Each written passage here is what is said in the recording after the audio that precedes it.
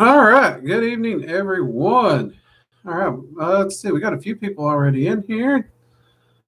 Yeah, good to see you, Dizzy. Good to see you again, Flyer and Luna.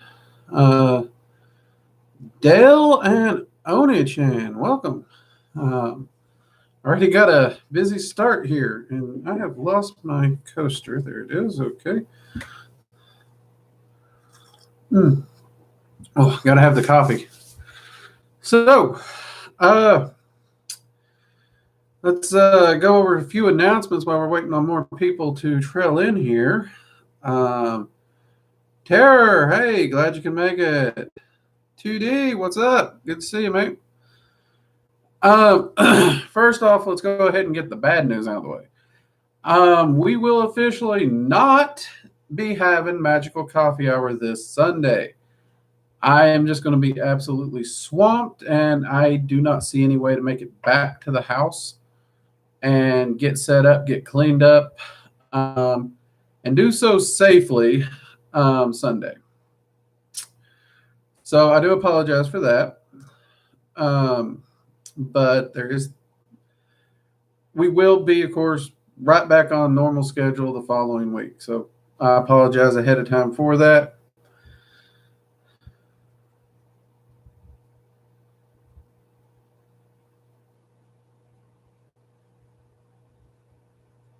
Let's see here. Drink news. Let's see.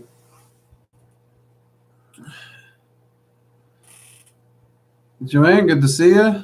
Oni-chan, really quick, before I forget what your opinion on glitches in the Matrix.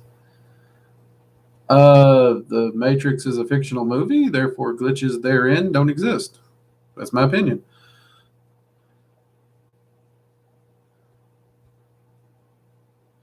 Thank you, Tara, and I do appreciate y'all understanding. I wanted to give you as much heads up as I could.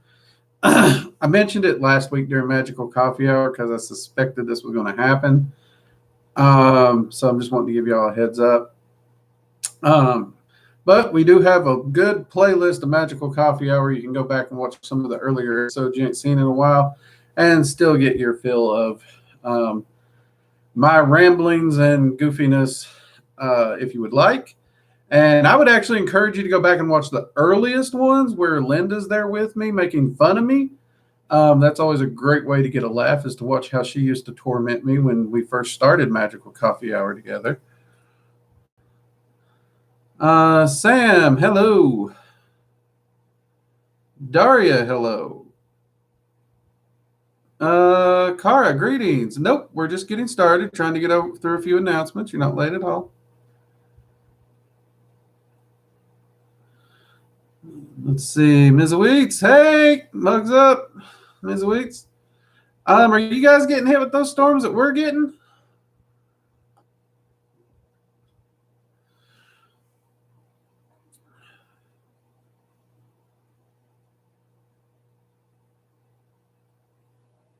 I have no idea what photos you're talking about, Oni-chan. I really don't.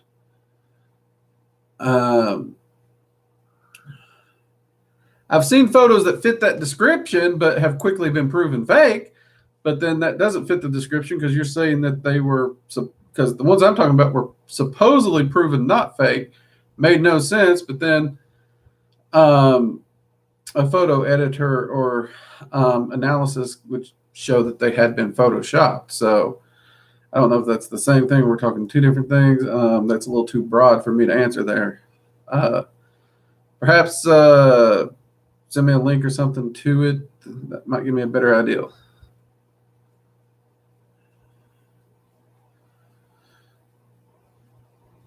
Luna, someone torment you. Nah. Nope. I'm doing too good in life to be tormented. I know there's people trying, and my success, my having a good time, my keeping on smiling, man, does it bug them, and I love it.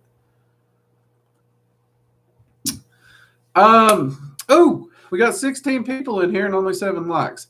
People, give us the thumbs up. It actually lets YouTube know you like the work we're doing, and it tells the algorithm to show this to more people. Plain and simple. It makes YouTube show it to more people.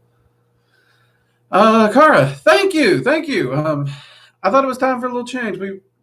I usually switch it up in videos or whatever, usually for holiday events, and we're just in that point of year where it just kind of drags on, same old, same old.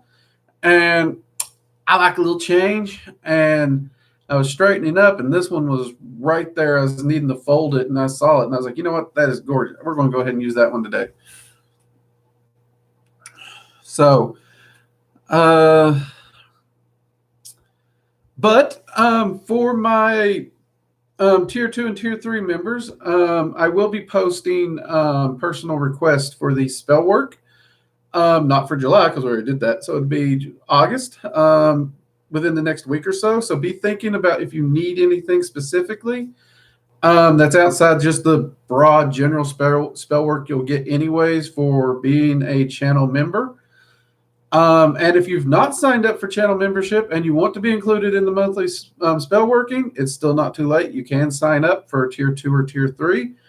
They both take part in the channel spell working. And as long as the personal request isn't too big, I do try to customize it if you have something specific going on. It's just something, a way for me to give back to those who support the channel, and I am very appreciative of the support you all give. Now to that, tier 3. I know I've not been doing a lot of the live streams.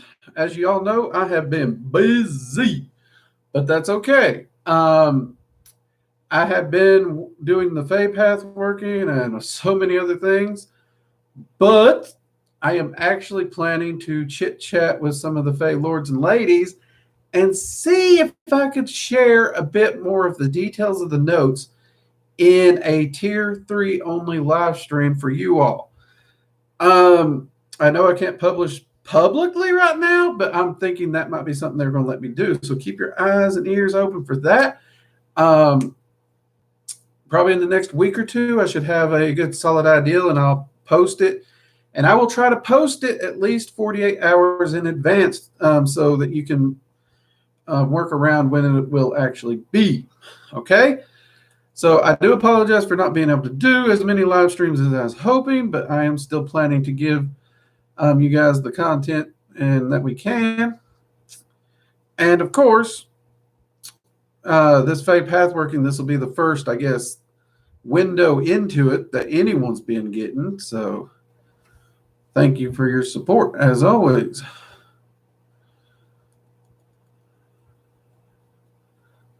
Oni-chan, appreciate that.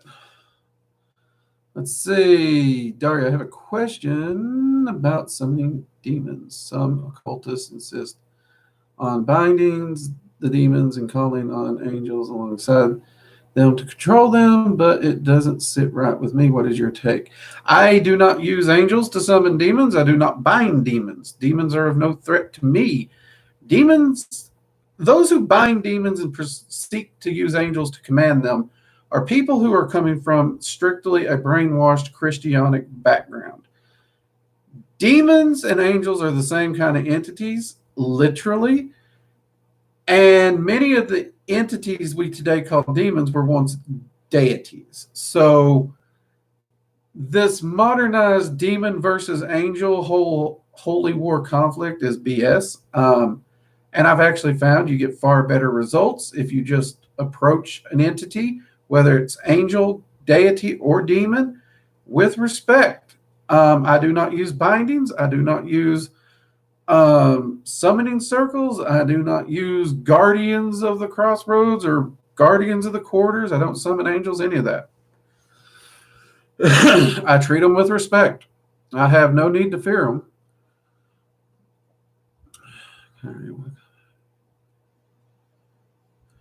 Dizzy, how do I feel about using Psalms in my spell working when I try a crazy thing? I don't mind it, actually. I know several voodoo practitioners, even. It's pretty common in their practice. I've actually found using Psalms and stuff like that to be quite useful, actually.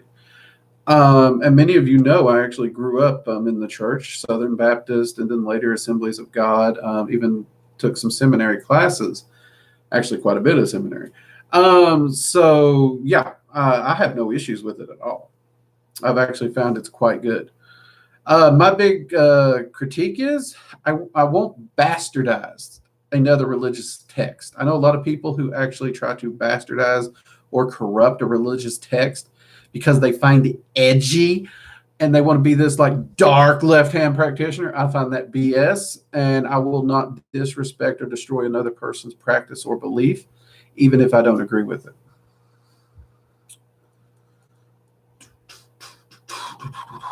PJ, hey, glad you can make it.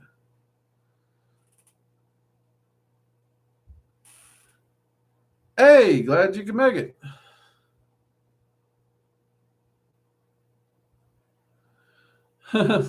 Tara, I can't even sign up when I want to.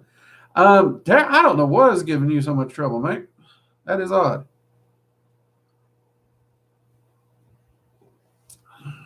So,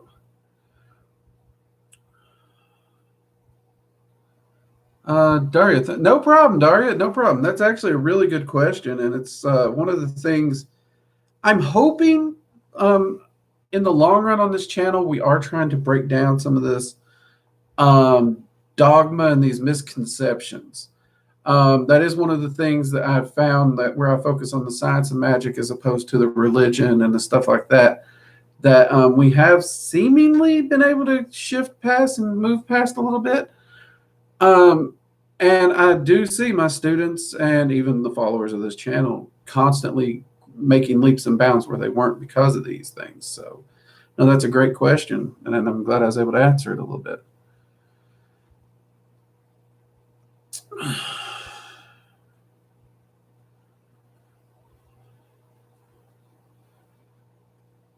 J-Moo, hey, howdy, glad you can make it.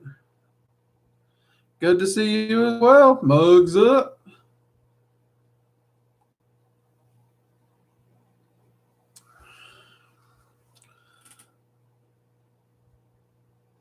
Onika, welcome. Glad you can make it.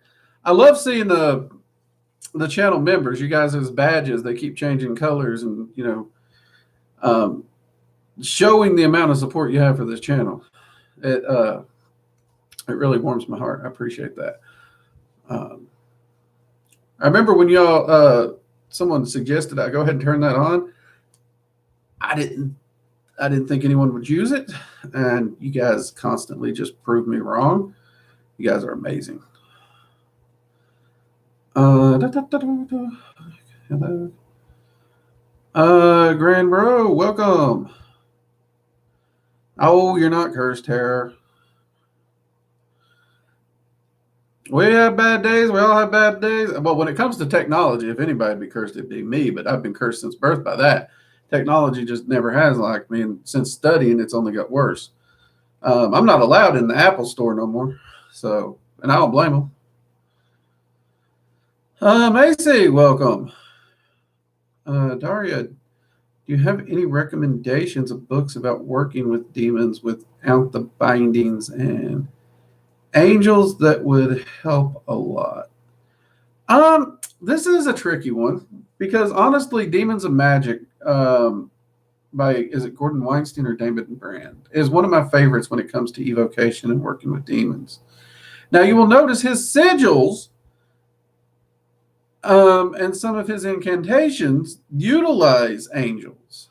But the book works and functions. You could easily just look up the traditional sigil and easily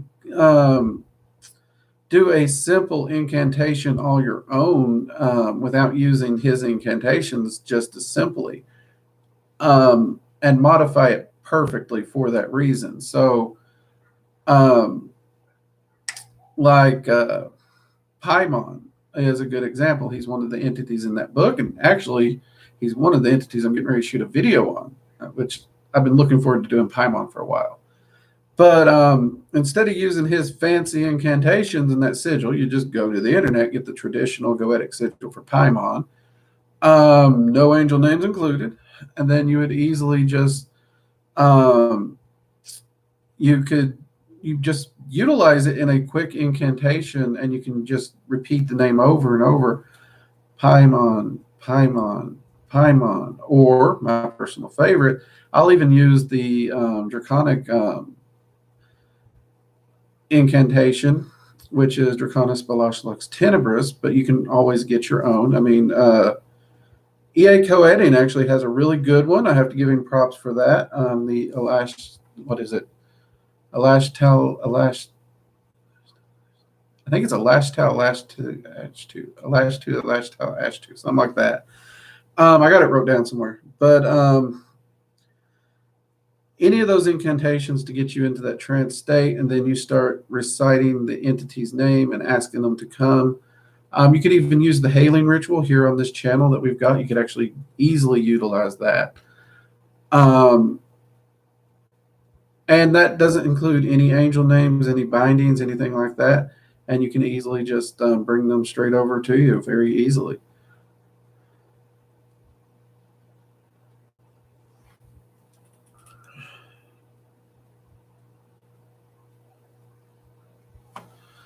Let's see. Parwin, welcome. Kara, I have a question. What would be considered a closed practice?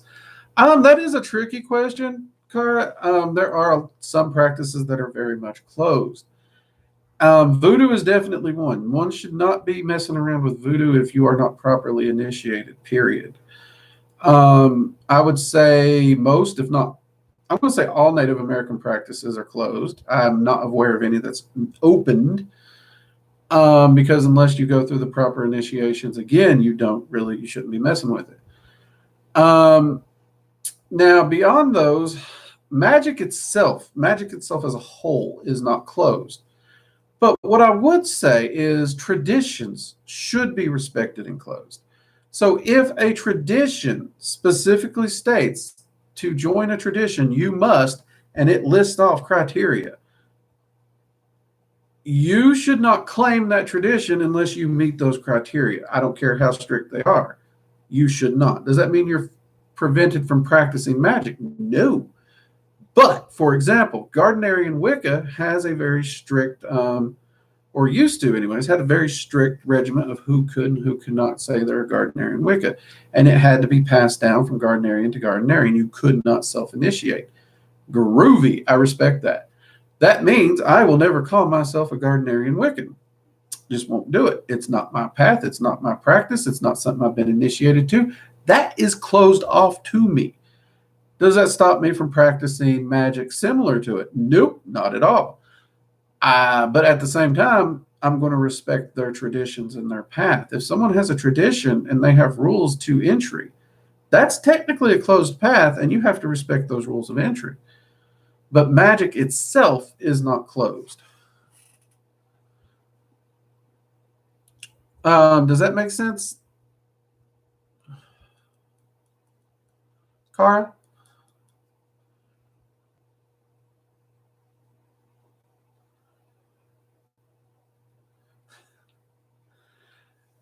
Tara, I've call your bank and find out if there's something on there. I don't know where you live, and you don't have to tell me by all means. It could be a geographical location thing also.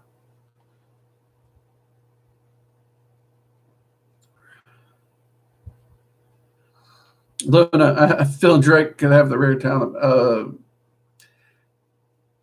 I've jammed a few of those. I have. I've actually used the old style ribbon typewriters. I've jammed a few. Earth Dragon, welcome. Flyer, what would happen if you made a god angry at you? Well, it depends on the entity. Some of them, honestly, they don't care. By and large, they'll just stop talking to you and wander off because we're not worth their time. Other ones, they're going to take their anger out on you. In which case, depending on which one it is and depending on how angry you made them, you could end up with some really bad luck, and that bad luck could be quite substantial. I have seen people who's made deities so mad their cars just spontaneously caught fire in their driveway. I've seen people who they've lost their jobs on their days off. I've seen people who every electronic in their house just stopped working. I've seen people who came down with an illness for no reason spontaneously because of it. And I've seen people who just end up with a streak of bad luck for a week and then it's over. Clears up, smoke clears. It depends. Like I said, you got some, you make them mad, they'll just essentially be like, okay, fine, you want to be that way, and they'll just ignore you, which I don't blame them. That'd actually more likely be what I'd do. Someone wants to be a dick, that ain't worth my time. But you do have those that would actually lash out. It just depends on the individual entity and what you did.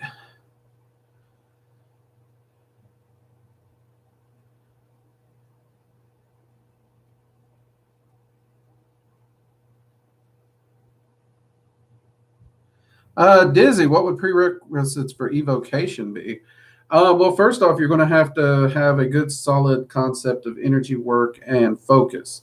You need to be able to maintain your focus. You also need to have full and reliable use of both your arcane sight and your arcane hearing, because without those, evocation is pointless, isn't it? Because you can't have the conversation that evocation is meant to facilitate in the first place. So you would definitely need those. Um, and you're also going to have to be able to withstand certain amounts of energy, because no matter the entity, when you're evoking it, large amounts of energy are going to be slamming into you. Evocation can be very, very exhausting work when you're doing full evocation. Most practitioners will stick to contact or astral evocation, not full evocation, because they don't want to deal with the physical strain and taxing. So actually, physical health is actually even one of the requirements. But yeah, you've got to have that focus. You got to have good, solid energy perception and control, and you absolutely, positively must have reliable use of both arcane sight and arcane hearing.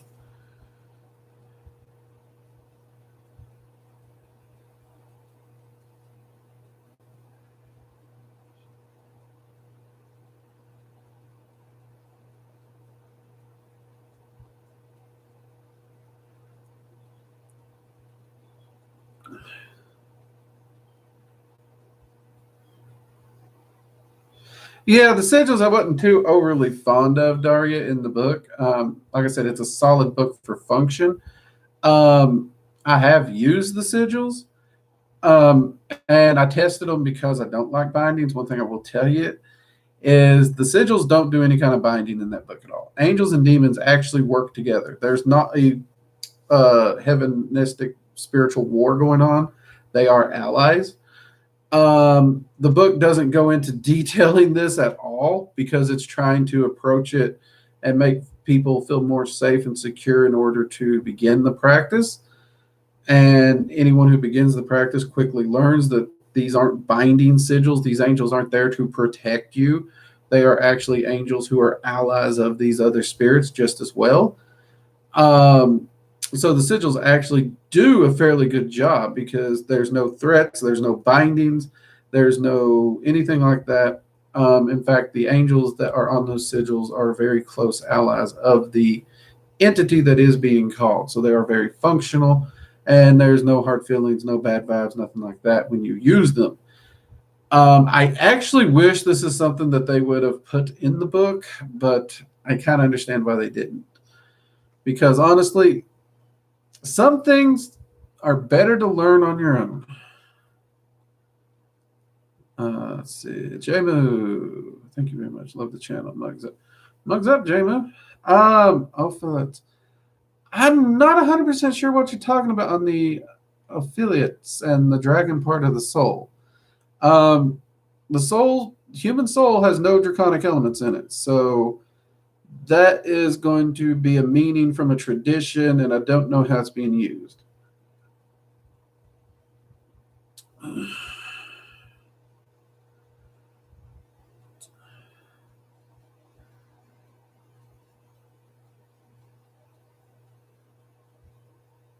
See, Ona Chan, I finally made up my mind about a career. I'm probably going to go to college and major in a language and teach English in Japan or other countries. Hey, man, that sounds pretty cool. That really does. Awesome. Congrats to you on that. Thumbs up. Hmm. We need more coffee.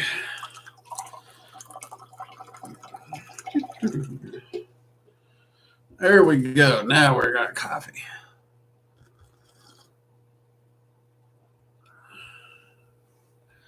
Oh, there's been plenty of people out there who's made entities mad at them.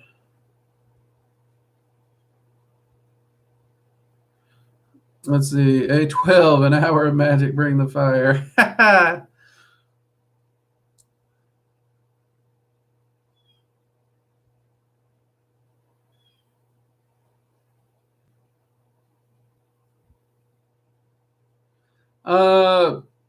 You've probably had shape shifting happen from your work. Physical type shifts really interest me.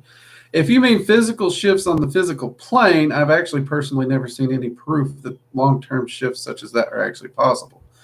The only thing I've ever seen on the physical plane that's possible, um, which honestly is more of a glamour than an actual physical shift because it can be viewed visually, ocularly, but it cannot be picked up by a machine or a lens, which is very much what a glamour will do. And that would be to change eye color, eye shape, stuff like that. Now, that said, of course, we look at something like a skinwalker from Native American culture, and there's plenty of talk about it. So, concepts like that do exist, but we have no modern day proof that that magic functions in the way that it does. That's not to say some magician out there may not one day crack that code again. But I have spent a lot of money flying all over this country and others to people who claim to have found said shape shifting abilities. And I offered $5,000 for them to put their money where their mouth is to offer up proof. And so far, not a one of them can do it yet.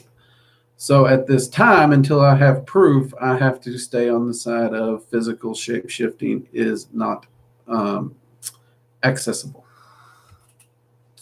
But shape shifting on the astral is very much accessible. And if you shape shift and hold it on the astral, it can actually give you energetic or physiological benefits to aid you on the physical. It just won't particularly shift your physical, if that makes sense.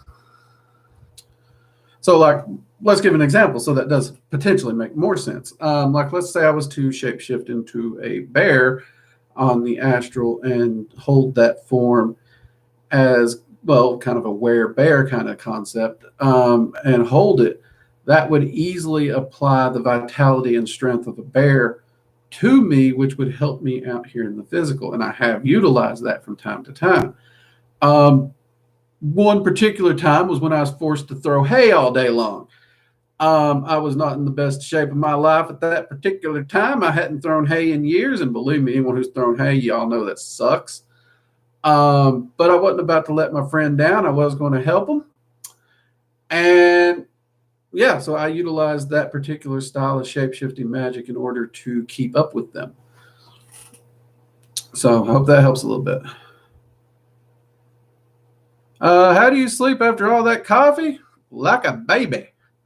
Honestly, I had a doctor. He actually ran blood tests on me. I can chug an entire pot of Death Wish, and the caffeine will be out of my system in 25 minutes. Caffeine just doesn't stay in my system.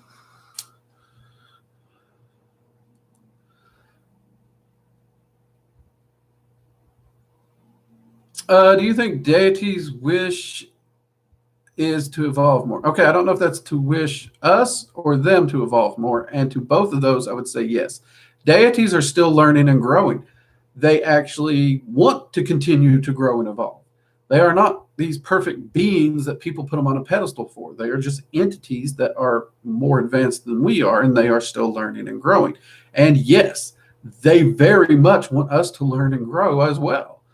They actually want to see us grow and evolve.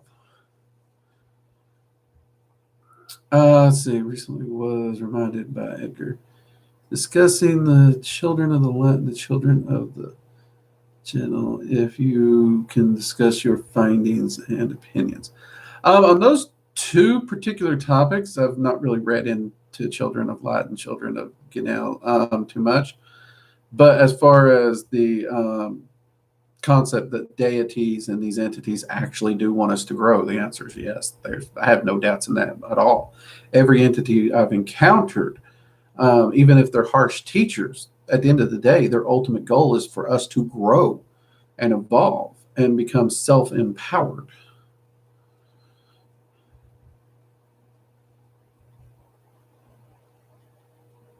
Your pet isn't reacting at all. No, you shouldn't. Some pets don't. Some pets are really good at ignoring entities. Dizzy, I can scry in a regular bathroom mirror. Is that unusual? Nope. You can use any reflective surface. It does not have to be dark. Dark surfaces are generally viewed as the easier to begin scrying practices in, but you can use any reflective surface. You can even use water. Water is actually one of the more common scrying mediums. So yeah, that's perfectly normal, mate. And yeah, I actually scry in black cup of coffee all the time. Coffee is kind of one of my on the road scrying mediums. Oni-chan, can you do a video on glamours? Actually, yeah, I'm a little surprised I haven't yet, but yeah, I'll add that to the film list, Oni-chan. It's sort of possible. So yeah, plastic surgery would definitely be a form of shape shifting. That's pretty good, Luna. Oh, we jumped.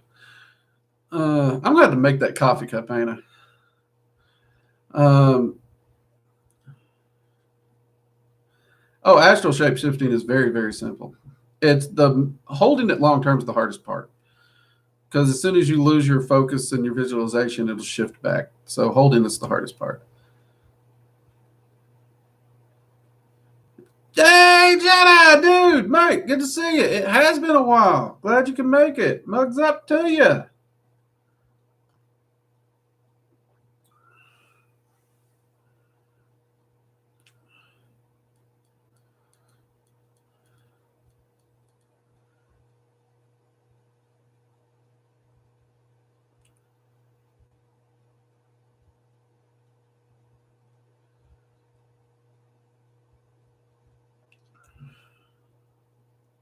Flyer, could a very powerful magical person fight a god in the astral realm and win? Nope.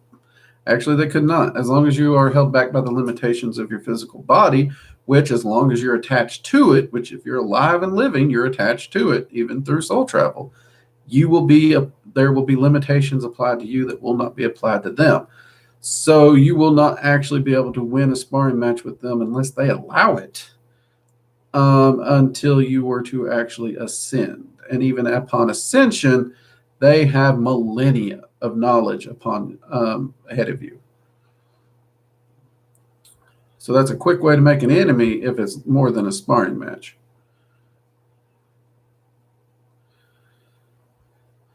Would you consider it respectful towards the demon to use the demons of magic sigils? Also, is there a difference in the respect demons show the magician when using angels versus not using angels? That is a great question, Grand. Honestly, this is something that I did actually approach the different entities from the Goetia about. Um, because when it comes to Solomonic practices, y'all know I do not like how the Key of Solomon lays out evocation and summoning. I will not use it, won't use it. But here's the thing, it specifically goes into threatening these entities. In Demons of Magic, they're not actually specifically going into threaten these entities. And the angels that are actually applied to the sigils are the friends and allies of the entity. So they do actually consider it a respectful form of evocation utilizing those sigils. Because you are in essence evoking not just them, but their friends and allies as well. So if anything, I'd say the deck is stacked in their favor. So yeah, according to them, they actually do view them respectfully, and that's one of the things. I was getting a sense of these working very well and not being different from my traditional evocation where there was no threats or bindings. But I did want to double check with the entities in by utilizing my older methods as well to see if this actually would fall into that respectful category. And they did actually confirm that, yeah, this is fine. This is respectful. You are only calling us and the angelic names are friends and allies of ours. So yeah, there was no issues there. I hope that helps you out a little bit, Grand. Because I know for someone like me, who, when it comes to respect, anytime I get a book with sigils like that, I'm really wary and I want to make sure that the entities are being respected.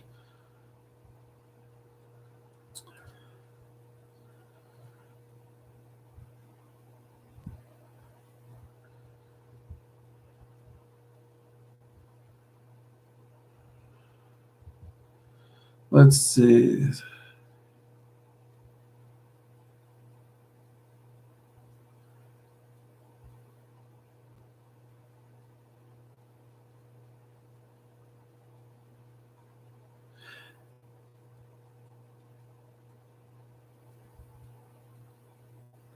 I personally, when you mention mushroom ceremonies, you can't really trust much of things one sees during those, to be honest with you. And as far as fasting, I've done a 48-day fast with shapeshifting and still seen no effects. I utilize fasting weekly, quite literally. If you check out any of the vlogs, you'll see some of the research and stuff I've done on those.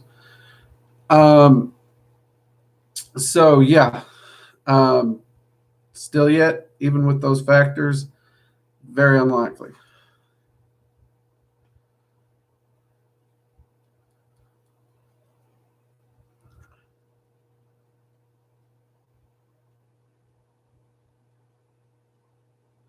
Well, with face paint and psychedelics, anything's going to start looking like it's shifting.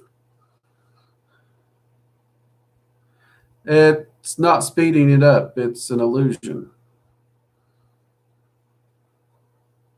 Sorry.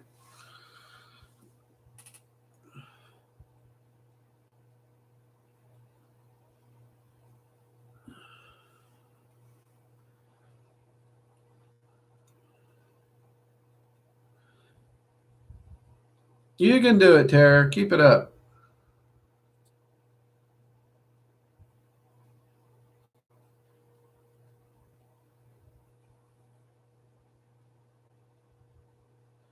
What's my opinion on? I actually enjoy working with Lucifer. He was one that I didn't approach for the longest time, and I felt bad about that when I realized it was because I unknowingly avoided him because of a bias. But when I did reach out and talk to him, I mean, he was very chill, very very chill. But I have seen people who's had bad experiences with him, and that's because Lucifer's main goal is enlightenment and growth.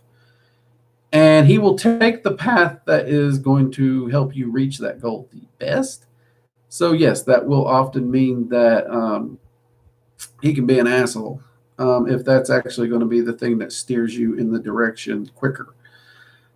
He's not really concerned with being friends. He's concerned with teaching and growth. So more often than not, either A, the person won't listen to him and that irks him, in which case he starts getting a bit more firm to the point where he becomes an asshole. Or he comes straight out of the gate knowing this person won't listen unless he's just harsh, abrasive, and a jerk, in which case he will do that because, again, he has his ultimate goal is to help you develop and grow. So that can happen. Um, I don't know your mentor, so I can't really evaluate what happened there, Daria. And I don't want to make assumptions either. But yeah, I mean, every time I've worked with Lucifer, he's always been very, very chill, very logical. Um, he has lit my rear end on fire a time or two for not listening, but it's very quick and easy. I start listening, we chill back out. I hope that helps you a little bit there. Jay, what do you think about cannabis? Okay, I'm going to answer this last question, and I've said this before on this channel. Drugs, mind altering psychedelics, stuff like that. Leave them off here because we are trying to keep a 17 area range here. But when it comes to cannabis, I personally don't use it. I have no desire to use it. And when it comes to using it in Magick, I actually don't let my students use it because I don't let them use anything that would act as a crutch. I want them to empower themselves, their own skills, and I don't want them reliant on tools or substances. I want them to be able to perform their magic and empower themselves. No outside help needed. That said, recreational cannabis, I got no issues with it. I really don't. I got plenty of friends who use it recreationally and they enjoy it. I don't use it. Again, it's just not my cup of tea. Um, but as far as the recreational side, I got no issues with it. And especially on the medicinal side, no issues there either. So, yeah, no issues there at all for me, Jay Phoenix. I actually know a lot of people who do use it medicinally as well, and it does do a great job. But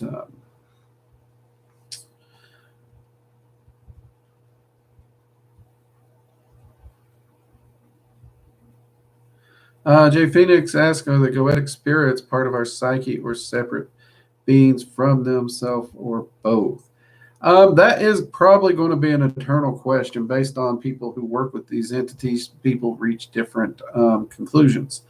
I originally actually would have said they were part of our psyche and we were therefore working on our subconscious levels and utilizing them in such fashion. However, after all these years of working with them, they've known shit I don't know. And they've done stuff I thought completely impossible. So I have actually shifted to where I am a big believer that they are very much entities outside of ourselves. And they are in no way part of our psyche. They are completely separate entities. But as I did a whole video on are entities real or not. Different magicians will have a different opinion and philosophy on this. My end of the day conclusion, not opinion, conclusion is this. If you're getting results, if you're manifesting the change you want in your path and you're growing at the rate you want to grow, does it matter? And I would say no. But in my personal experiences, I started where I thought they was psyche, and I have shifted over to where I very much think they are very, very separated from us. But that's my opinion.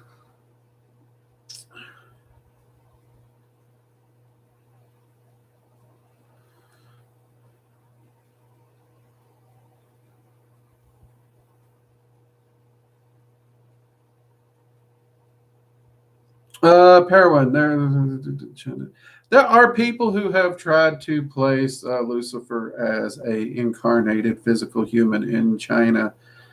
Um, every time I've talked to him about that, he said no.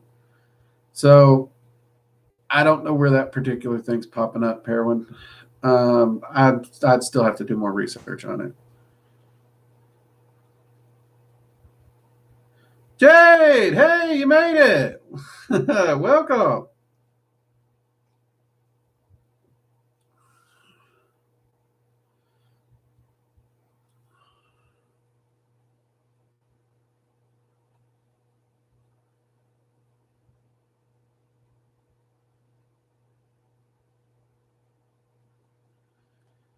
Are there any reptile deities that work with people well? Sobek. Sobek's a reptile deity from the Egyptian pantheon. Um, I love working with Sobek. It's been a while. I need to probably go back and touch base with him. But that's the first one that pops in my mind. Reptilian deities aren't ones that pop up too often. And as far as, so I can't really think of any names outside of Sobek.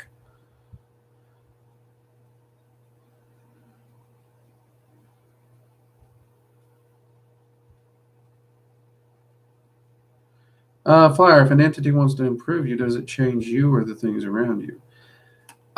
Here's the thing. They want to help you grow. They don't change you. They don't just bippity boppity boo, you're different. You got to put in the work. So more often than not, they'll create the circumstances that's going to create the situations, which are usually some form of trials or strife that you have to overcome to grow. Or you're going to have to actually sit down, do the work, and learn a lot, and do a lot of meditation, trance work, and stuff like that to gain the information for the growth.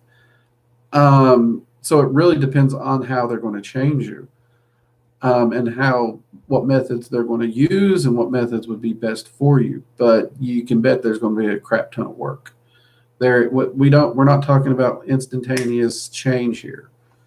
Growth takes time, and there's a reason we have the term growing pains. You can expect it to be a rough road.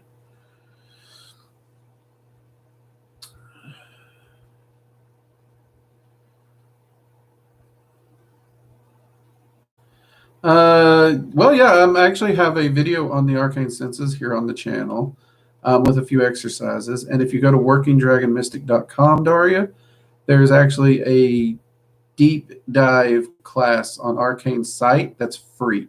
It's a free class that you can sign up for over at workingdragonmystic.com.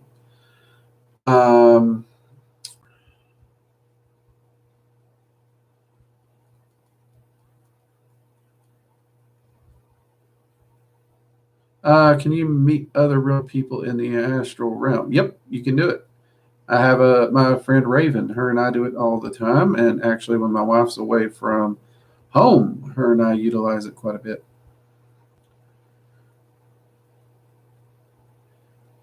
Grand, any good tips on where to start with Egyptian magic? I really don't.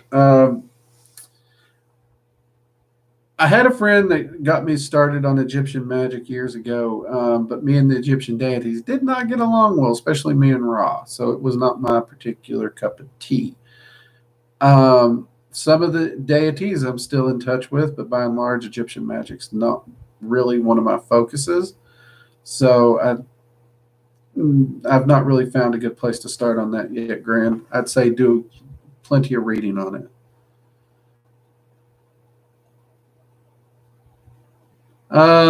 Kara, I have a question. Does using astrology to find a deity work? Kara, I got people who swear by this, but at the same day, I'm going to say personally, I say no. Everyone who's ever done my chart has told me to work with Ra, that me and Ra would get along great. Me and Ra do not get along great, ever. The best we can do is not yell at each other when we're in the same room. Ironically, that is the one that everyone keeps saying I should work with. But none of the deities that I do get along with has any astrologer ever told me would be a good fit for me. In fact, quite the opposite. I've been told that the deities that would be conflicting with me actually ended up being the entities that actually I work best with. Now, when it comes to astrology, I'm skeptical of it, by and large. Astrology is a great way to understand energy patterns that might affect your life at that particular moment in time because energy moves like a river. But a magician should be able to control the energy patterns in their life regardless. So if you're already controlling the energy patterns and how they're affecting your life, where the moon, sun, stars, and planets are really doesn't matter, does it? And deities, they're not even of the physical realm, so the moon, stars, and all that don't even affect them. Those are mere associations that we gave them. So I'm a little skeptical on that one. But like I said, I have seen people have good luck with it. By and large, I would say find an entity you're interested in, research it, reach out, connect with them, and see if you get along with them. Um, I honestly find that's generally the best way to do it. But I admit, astrology is, like I said, the way my practice has gone, it's just not something I use. But for others, it works great.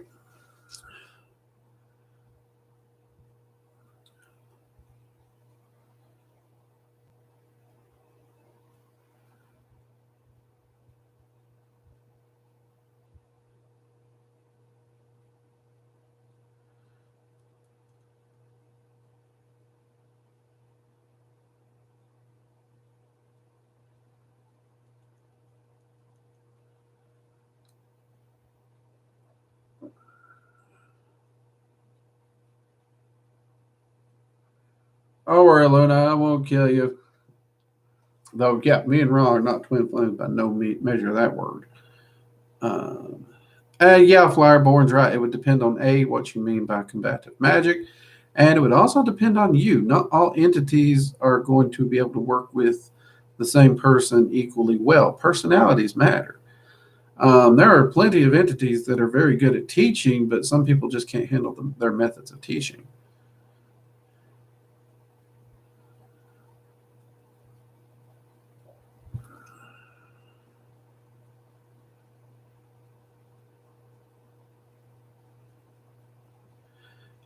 Daria, could you explain channeling in more detail? Yeah. So, channeling is essentially beginner level invocation. You are actually allowing the energy of an entity into you to communicate. And by and large, this is actually not a good thing. You got to be careful with this.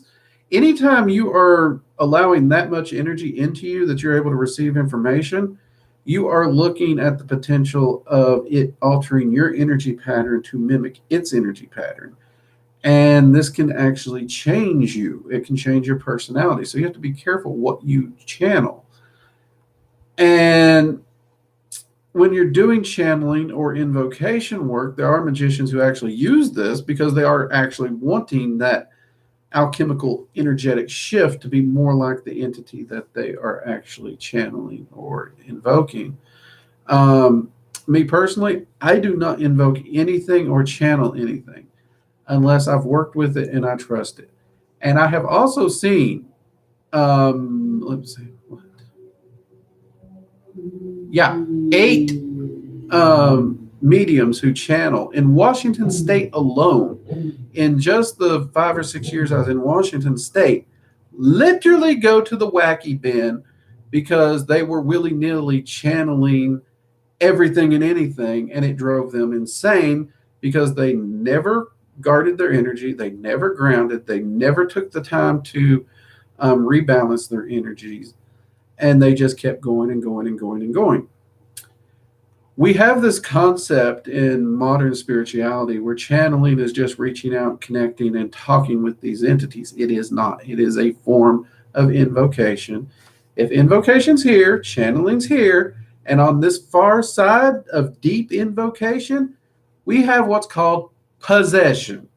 Now, possession has many, many powerful and useful uses, but it's dangerous also. And as you move down here, yeah, it gets a little safer, but that doesn't change the fact that there is an energetic shift and change. And if you don't know what you're doing, that change can cause a great deal of harm, as all those individuals who basically are now in the loony bin found out. And last time I checked, they were all still there, except one who was released to the care of her family. So I'd be careful with it. But it is essentially where you are allowing the energy, your energy and that entity to share space at the exact same time to communicate and receive information. I would use evocations, actually, my preferred method, or meet with them through trance work and astral work in your astral sanctum. If you've constructed an astral sanctum, which we have a video on constructing an astral sanctum.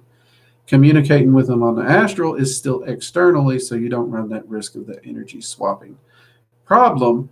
And evocation is an external communication, actually, as well. So those would be the methods I would recommend.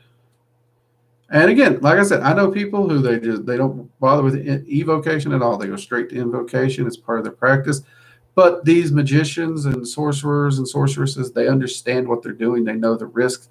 They even know that energetic shift is there, and that's what they're after. And they're willing to weigh that risk for the reward. That's perfectly fine. Nothing against that. The problem is, a lot of people don't want to talk about that risk. And that bothers me.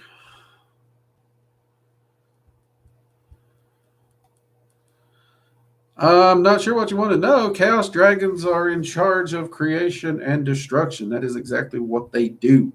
And most people, when they use the word chaos, they want to use it like chasing cats or trying to herd cats. and they have this image of the Marvel Loki who's just mischievous. Chaos is not mischief, especially when you're talking about dragons. Chaos is two things. They specialize in two things: destruction and creation. And anything they create is preceded by destruction. You cannot have one without the other.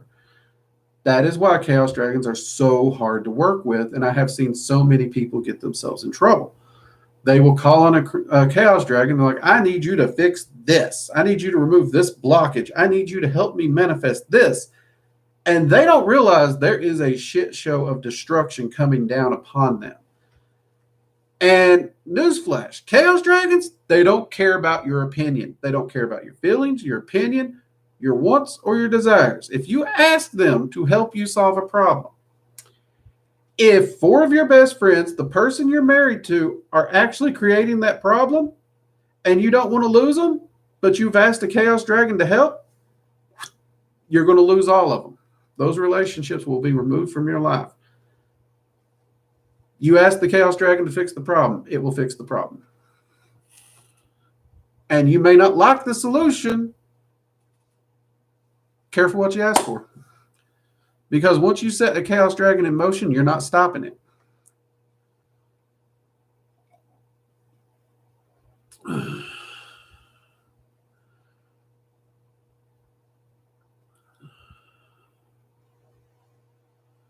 Let's see what we got.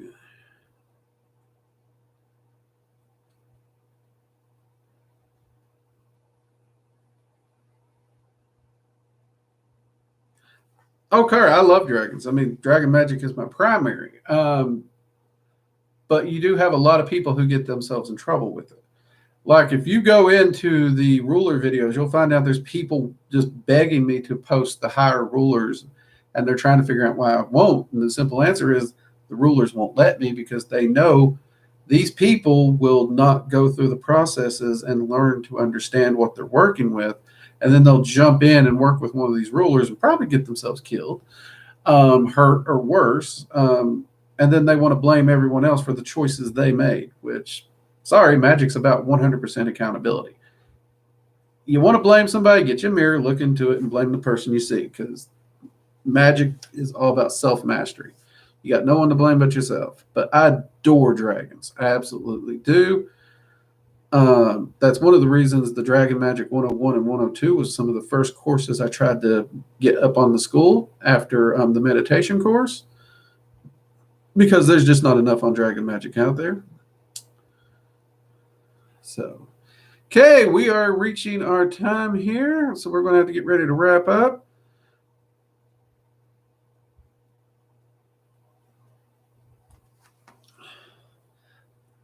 No, Mangrove. No. When you look at how a fire dragon burns through problems, that's not even striking a small little match and just blowing it out instantly compared to the absolute destruction that a chaos dragon brings.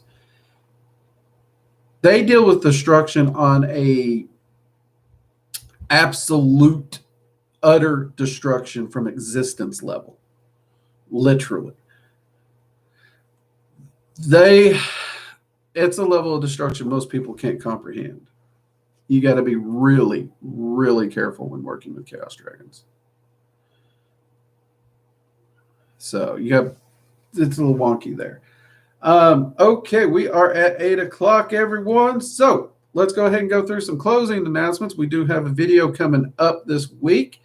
It is another Goetic video. So some of you I know have been waiting and chomping at the bit for the next Goetic video. That will be coming up Tuesday. Again, remember, and I apologize, we will not be having Magical Coffee Hour this week, so do us all a favor. Queue up a video of one of the older episodes. Grab you a cup of your beverage, sit down and enjoy it. Or just queue up a playlist and enjoy some Working Dragon Mystic shenanigans on there. If you are in any of these areas where we're supposed to get storms and whatnot this weekend, stay safe. Of course, stay safe all weekend. And do have a fantastic weekend.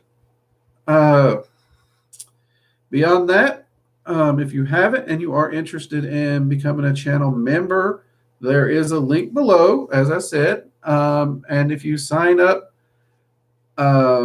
before the 25th, you will be included in the monthly spell working for August, which it is July 16th at the time of recording this. Probably should put that in there because of the replay. And for my tier 3 members, I am going to try and get a live stream where we can talk about some of that Fey path working and stuff I've been doing, and maybe take some of your questions in a private live stream, since that is one of the perks y'all signed up for. All right. I haven't forgotten y'all. I have not forgotten y'all. And for those of you who have commented on the members only meditation video we posted, I am glad you have enjoyed it. And yes, we are hoping to get more of those out. We are also hoping to get some members only spell videos out as well.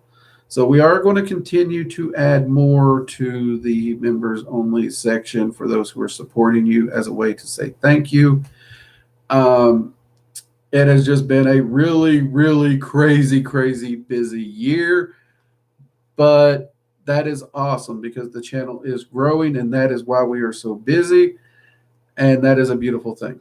So everyone, you all have a fantastic weekend. I will see you next Friday at Research and Ramblings. I will miss you. I don't know what I'm going to do on a Sunday. I'm so used to talking to y'all on Sundays. It's going to be weird. But that's okay. We'll all survive together. Y'all take it easy and keep on manifesting and mastering that life of yours. Take care. Good night.